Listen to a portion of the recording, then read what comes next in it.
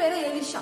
2వ రాజుల గ్రంథము 13వ అధ్యాయము 14వ వచనముల నుండి 22వ వచనాల వరకు చూసుకుంటే ఆయన మరణం గురించి అక్కడ వ్రాయబడి ఉంది. అయితే ఆయన అభిషేకింపబడిన ప్రవక్త, ఆయనకి చాలా అభిషేకం ఉంది, అవునా కదా? ఎలీషా గారికి ఉన్న అభిషేకము ఇట్స్ నెక్స్ట్ లెవెల్ అభిషేకం.